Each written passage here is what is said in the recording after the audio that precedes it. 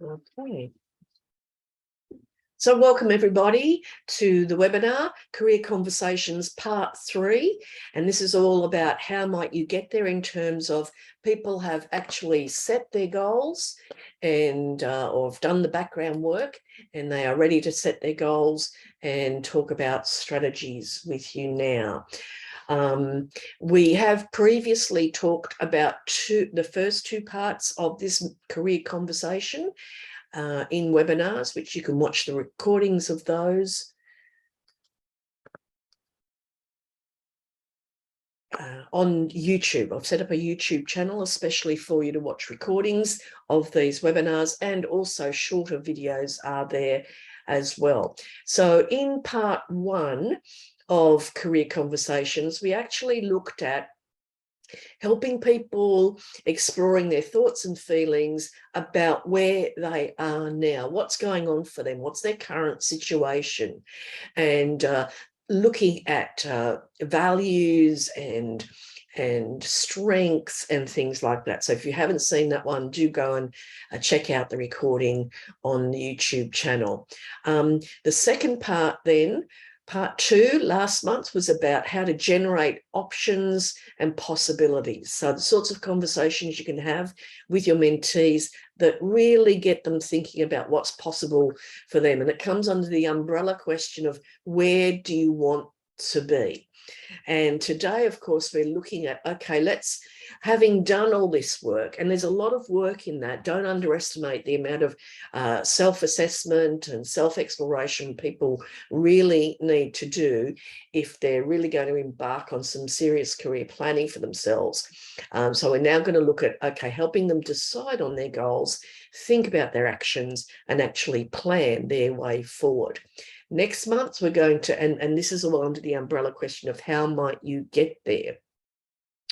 Next month, it's all about the follow through and the adjustment that they make as they embark on this journey and continue on this career development process. And a broad question is, how are you doing now? You've put something into action, and what's going on for you now?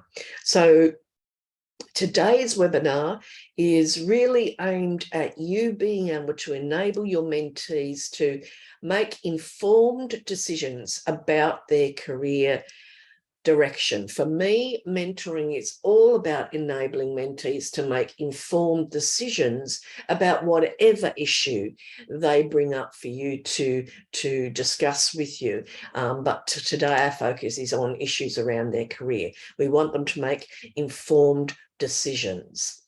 Not necessarily the decisions you would make if you were in this situation, but the decisions that are right for them based on information. We also want to help them make a realistic assessment of obstacles. You know, too often people set about a direction or they set goals and they're not really thinking about what could get in the way. We want to be practical and realistic.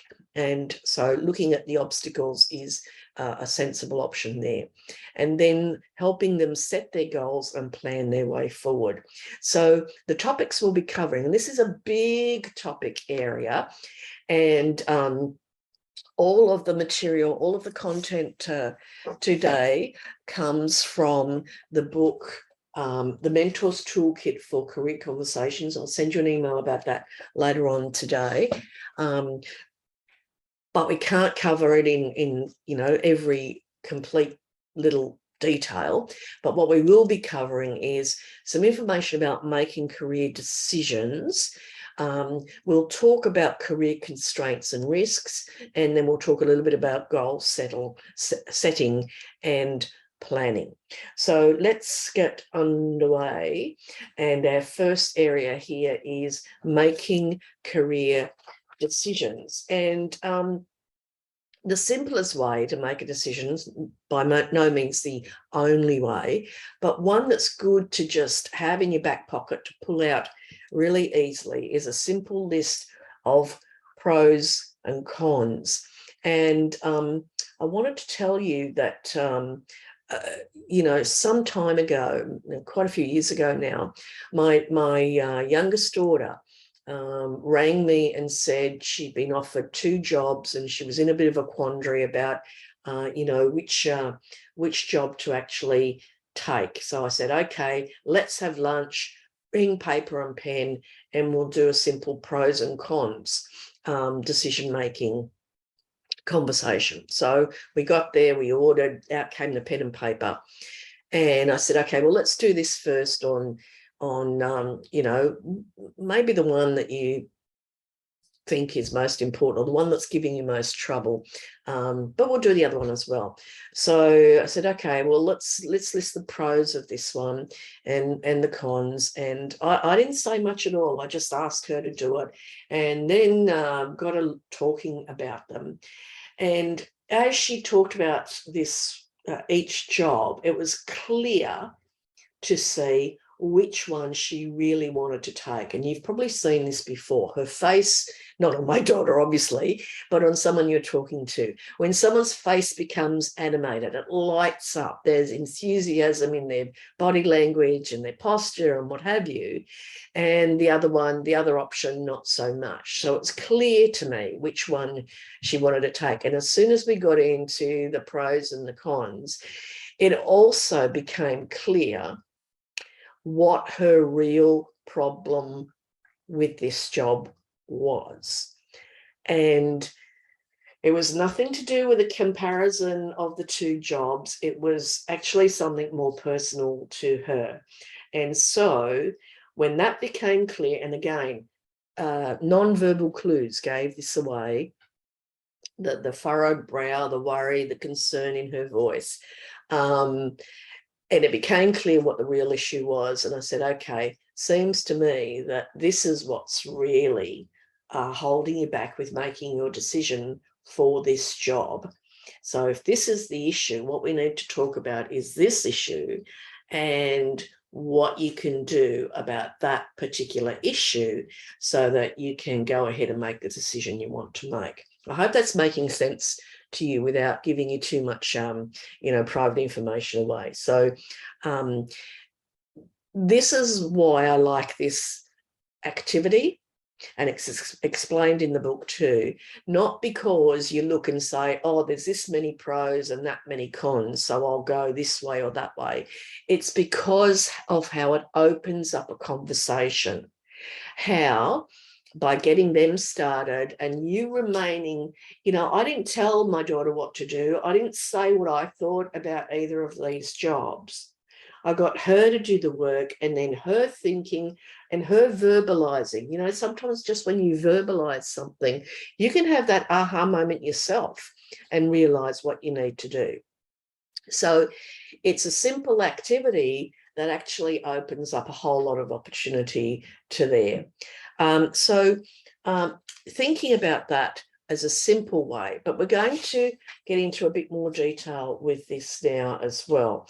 And for your mentees to make sound decisions, what I call a sound decision is one that takes into account their values, what is important to them. And if you've been following through the career conversations and the webinars, you'll know we've done a lot of groundwork, we've done a lot of activities with our mentees about identifying their values. We've also had conversations about what they need and what they want, and they can be two different things. Sorry, I've got a cat who wants to come walk over my keyboard here. So needs and wants, they're two different things. We also have conversations about their skills, their capabilities, their strengths, both the ones they have now and the ones they have in potential, those they can develop. So what I'm going to give you now is another career decision-making tool, and this is, I feel, a really great tool. It's a way to help your mentee articulate their career aim. They've done all this work, they've got a mountain of work. It's a way to consolidate all of that work into kind of one page, and it is by writing a career aim.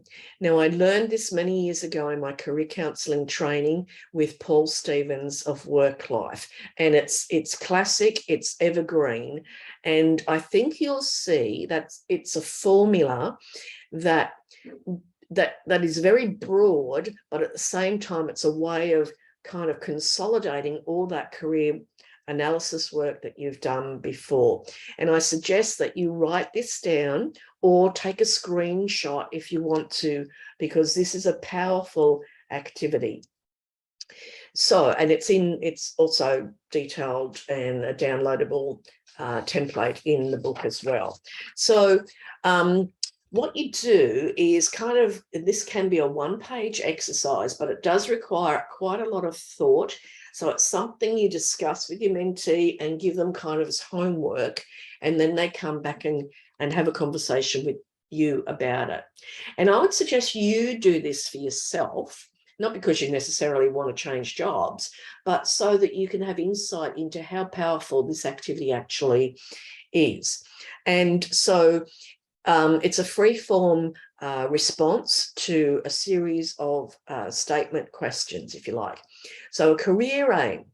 I'd like a role that allows me to use my strengths and capabilities such as. So now they go back and they draw on all that work they did in listing their skills, looking at their potential, analysing their capabilities, and they list their favourite ones, the things that they are good at and they enjoy, their strengths, if you like, the things they want to do or want to do more of in the future, where the nature of the work involves. So what is the content of that job? If you think back to previous webinars where we looked at that model, again from Paul Stevens of Work Life, the 3D analysis, where we looked at the nature of the work, the work environment and the lifestyle preferences. This goes back to that activity. So I'd like a role where I can do this, and the nature of the work involves that. And the work environment, remember we talked about the things that bring out your best at work. What is the work environment that nurtures you, that satisfies you? We're talking ideals here. This is an aim. This is something to shoot for in an ideal world. And that meets my highest priority lifestyle preferences of. So again, what is really important to you, and indeed your mentee when they're doing this activity, in terms of the way they want to live their life. Now, make sure you've got this written down or you've captured it in a screenshot, because this is such a powerful activity. And I'd like to assign it to you as homework. Take this away and you know, over the weekend, give these questions some thought. It's something you need to ruminate about.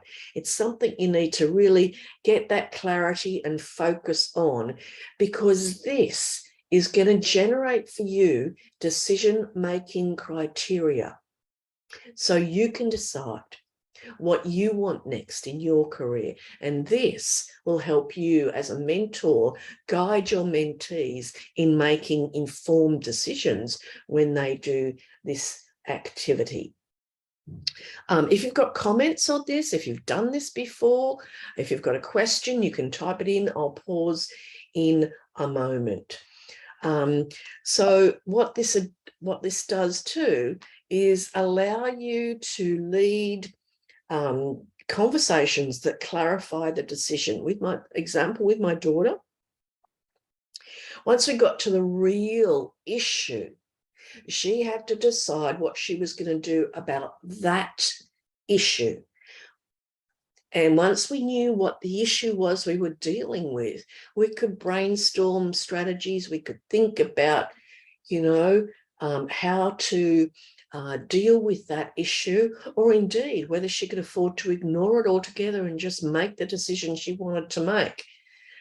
So clarify what is the decision that we're really talking about here, because otherwise your conversation is going to go off in all sorts of directions. Now, there may be lots of issues to talk about, and that's okay. You can park those issues. You can make notes of those issues and say, okay, which is our priority for today, and which ones maybe we put on the agenda for our next meeting. And you can do some thinking about those before you come back, or you can do some research, etc., so you can get the focus.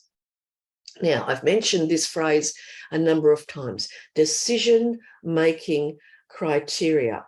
So you want to make sure that when they're making a decision, it does meet these criteria. What do I mean?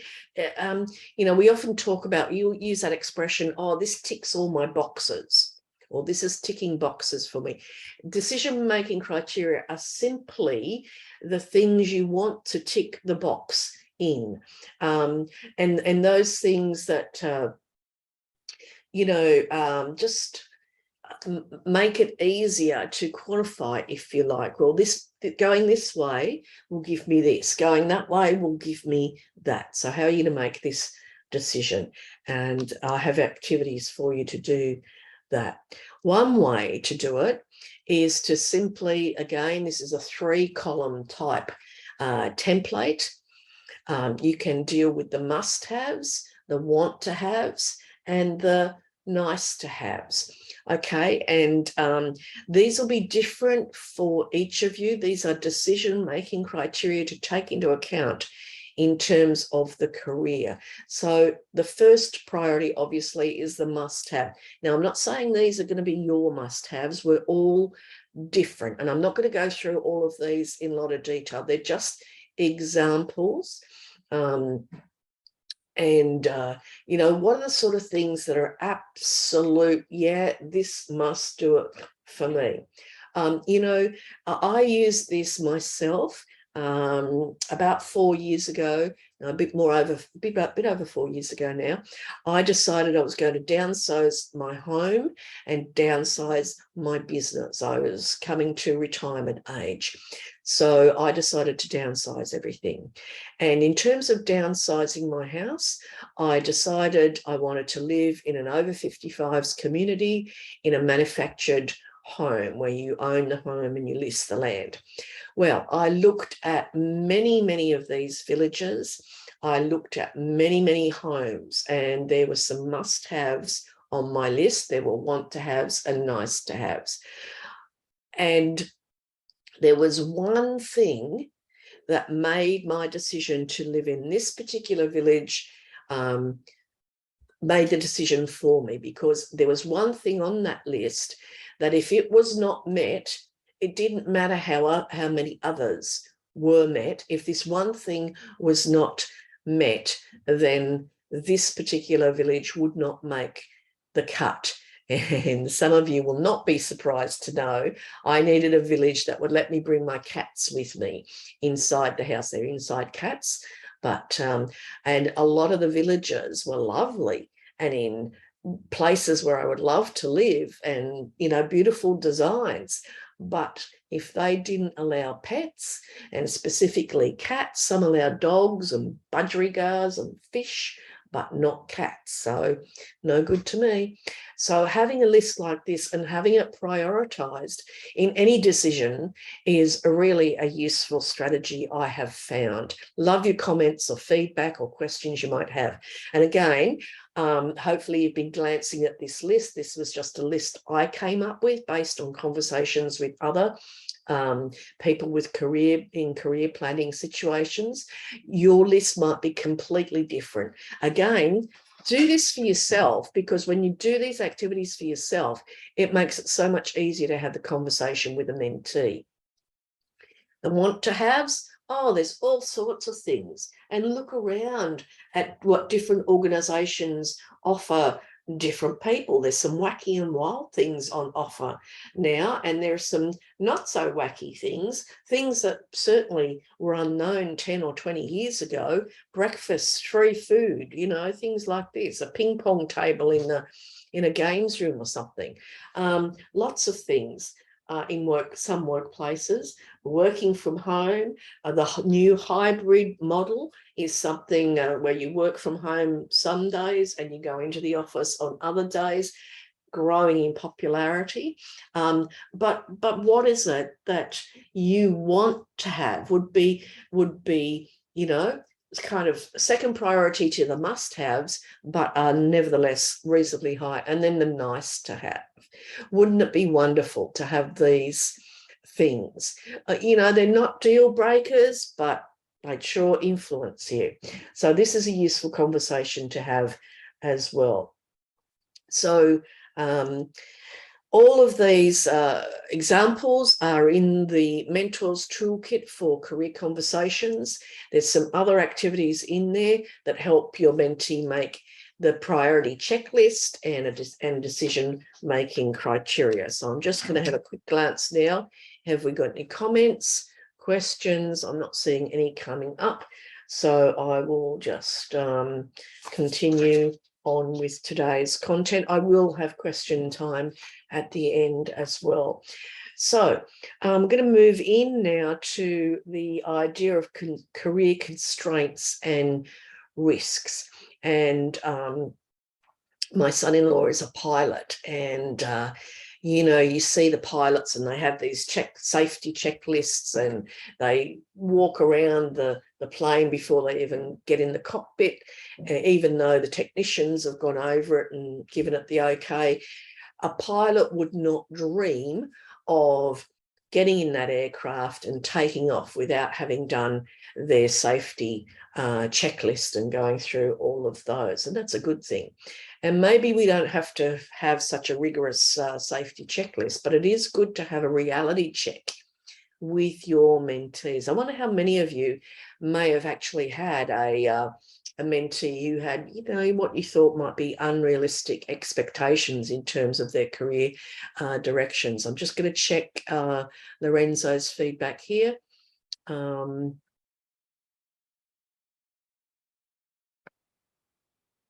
Oh, okay. This is a great comment. Thank you, Lorenzo. And I'd love for you to give responses to Lorenzo as well, if you'd like to share your thoughts here.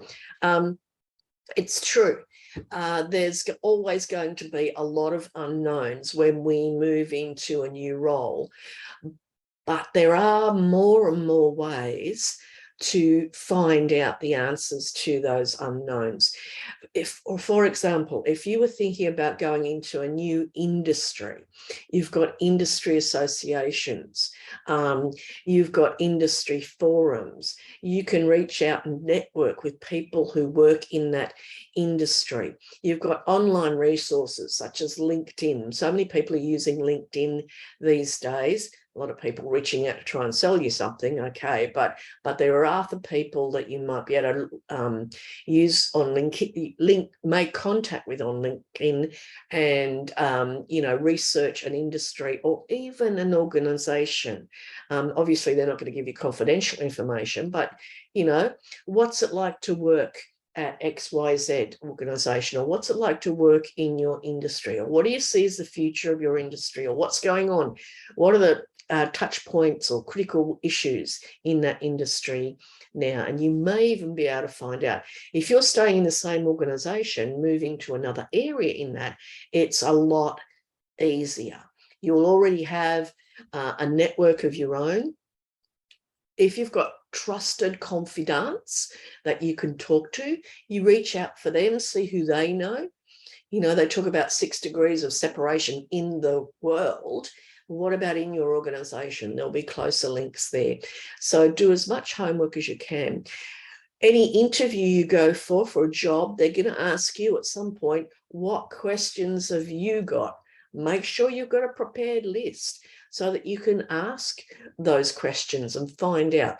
You're never going to find out everything. And I agree, Lorenzo, you are always to some extent going to go into the unknown, but reduce that unknown as much as possible. Get really creative and thoughtful about how you do research ahead of any acceptance. So we want to identify constraints.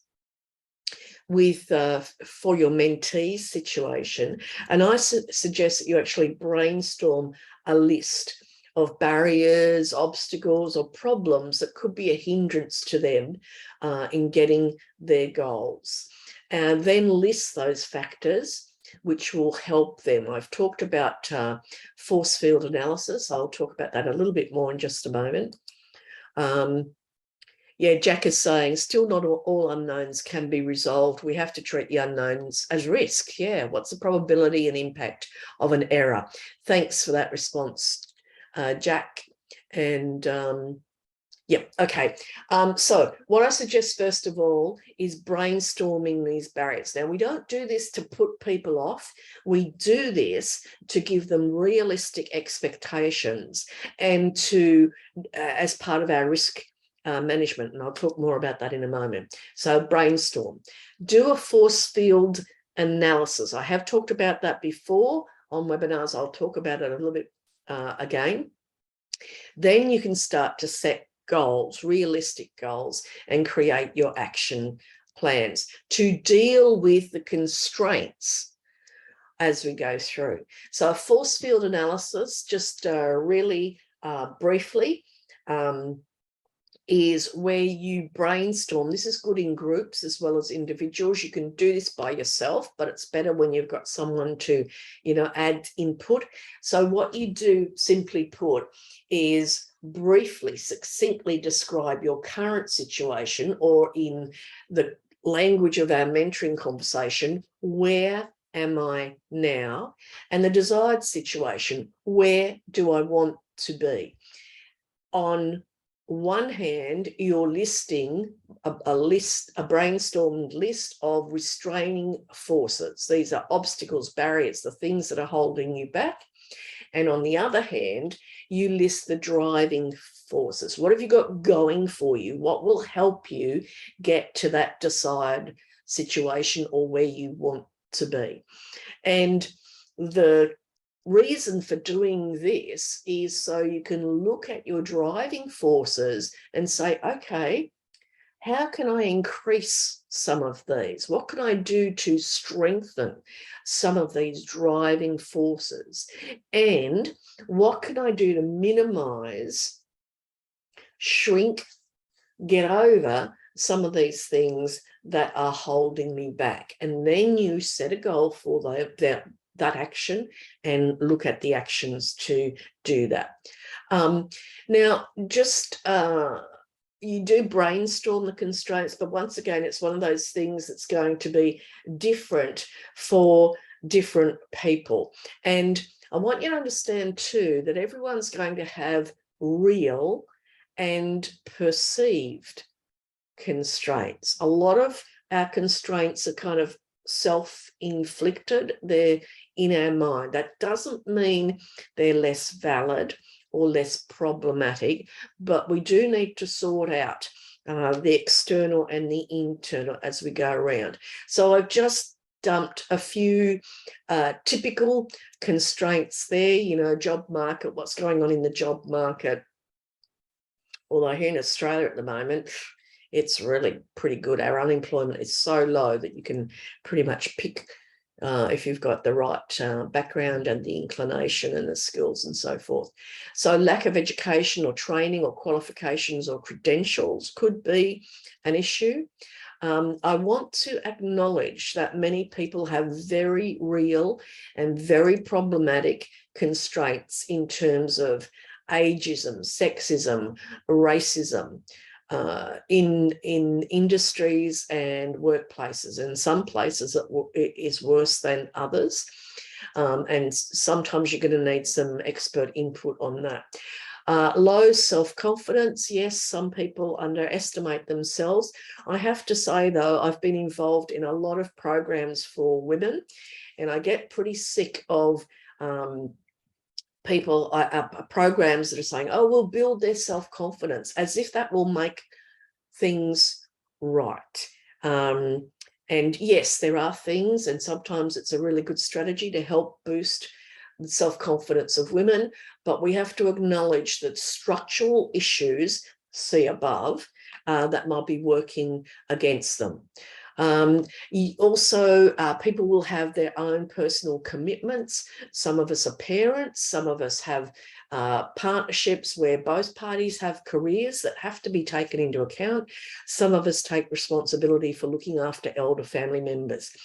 Financial, again, different for everyone, and one where you're likely to need to refer them for some expert input if they've got financial constraints, their mortgage, credit card debt, student loans, etc. And sometimes they might have poor social skills. Often those are things that they can, take separate training for, personal development. They can go and do public speaking courses or something like that. That will really help them in that area. So the other thing I want to say to you is that these days a wrong move is not necessarily a disaster. People stay in a particular job these days for 3 years or less quite frequently. So if you make a move that's not working out, it's not that you're tied to it forever.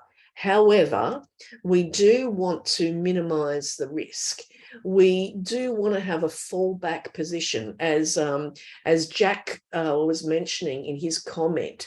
You can't resolve all the unknowns, so you do need to treat the unknowns as risk. What is the possibility and what is the impact, as Jack said earlier? So you want to minimize the risk if you can. You want a fallback position, a contingency plan, if you will.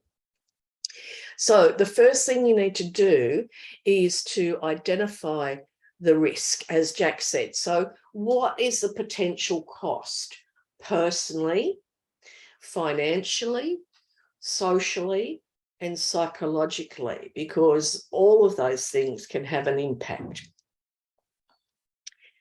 Often something that you do has unintended or potentially negative consequences. So we need to recognize that as well. And what if it doesn't work out? Is it no biggie if it doesn't work out? Can you take it in your stride, or is it going to be quite detrimental? So, and what will you do?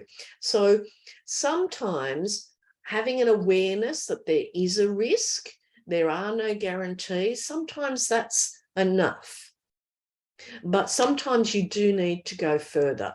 So here is a classic risk management, a simple risk management process that you can work through with your mentee. First of all, start to identify what are those negative or unintended consequences that could occur, and evaluate them. How what's the likelihood, what's the potential impact. Then you start to work out, are there things that you could do now that might prevent that happening? If you can't prevent that happening, what might reduce the impact of that particular issue? And if you can't totally prevent it, if you've done all you can to minimize it, if it happens, what's your contingency plan? What's your fallback position? What actually will you do? So just looking, not seeing questions or comments, so I'm just going to continue on here. Just letting you know, again, lots of activities in the book, and there's a link where you can actually download. Once you've purchased the book, you can download all of these activities, print them out, give them to your mentee as homework, or do it with them in a session. And some of the activities there are the force field analysis, step by step, how to do that, the risk management model with some examples, and one that I call Plan A, Plan B, and Plan Z. So any questions, comments? Okay, not seeing any, so we'll continue on. We're doing okay for time. Okay, so now I want to talk a little bit about goal setting and planning.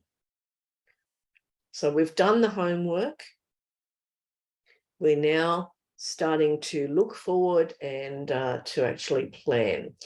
And that exercise before was setting the broad career aim. And in your conversations, they probably have some life goals coming out, emerging in these conversations as well. So now's the time to get a bit more specific and look at strategies and actions. And I like to think of this as a hierarchy of goals. We start out broad. Underneath that umbrella, we narrow it down, and then we narrow it down again.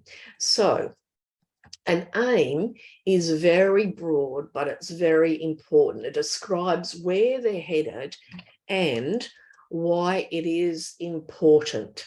It provides the purpose for their effort and the reason why they chose a particular direction. Think of it as an overarching mission. Actually, I adopted this model from strategic planning models. I've worked with organizations in their strategic planning, and this is kind of the model to use with organization. I worked with families on farms who used a model like this to come up with family objectives and individual roles and goals, and then actions to achieve those as a family. So the next level then is I've labeled it here outcomes. You might want to label it something else, but that's what I've used to describe what needs to happen to feed into that aim. So it's kind of another level of goals that feeds into that overarching umbrella aim. It allows the mentee to break down the mission into strategies that will enable them to achieve their aspiration. These are specific and measurable goals. So that's why I've called it outcomes. Then we break those down, each one of those, into specific actions, how they will achieve those outcomes. These detail what they'll do when and the resources necessary to implement their actions that will move them towards their goal. So you set high-level aims that will take some time to achieve. These things aren't going to happen overnight. They need to understand that. And by having that breakdown, it starts to show them steps, and they can set a realistic time frame. And it's really good to help them set things on a timeline. And sequence the priorities that have to follow. As I mentioned, it's useful for them to have an action plan, what they will do when.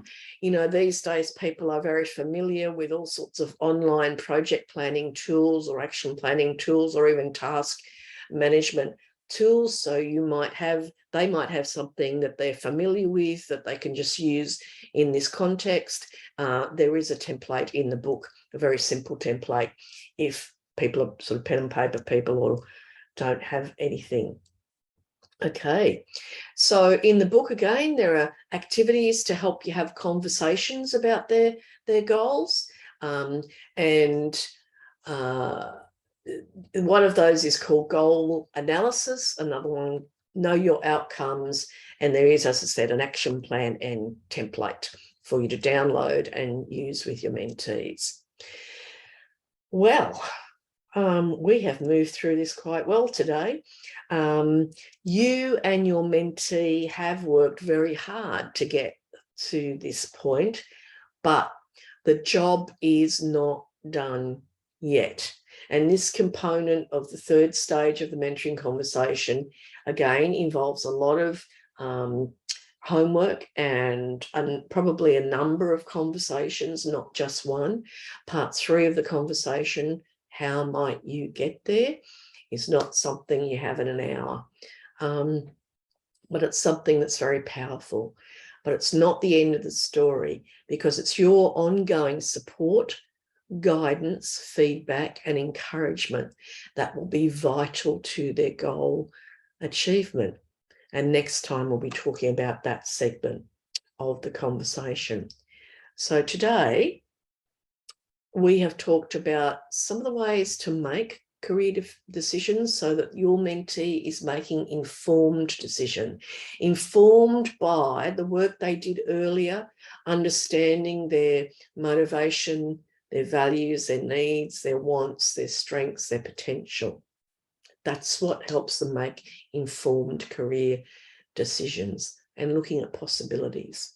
We've spent quite a bit of time looking at potential constraints, what might get in the way for them, and how to manage those risks. And a little bit about goal setting and planning. Obviously, there's a lot more in the book there for you. But I will respond to any questions you have in just a moment. I'd also like to hear feedback from you. What have been your key takeaways from these sessions, and what will you do with this information? Make sure you jot these down for yourself, and you can share them in the chat box if you would like to do that. A reminder, next month on the 30th of September, we're doing career conversations. How's it going now? So your mentee has got away, implemented some actions, and we come back and have that supportive conversation with them to help keep them on track, to review what's been happening for them. Okay, and I will send you an email today with the details about the book. Of course, it's far more than just a book. You've got more than 50 reproducible activities, checklists, and templates right there in the book, and able to be downloaded so that you can print them and give them to your mentee. There's lots of examples of questions, thought starters, discussion topics. And of course, there's also modules of video training. It's a whole self-paced career planning course that you can watch, short videos, or you can have your mentee watch as well. There's access to them right there, link and password in the book for you. And you can watch them together or separately and have those conversations. Okay. Thanks, Jack. Jack, thanks for that, participants, for that feedback. Okay, thanks, Lorenzo.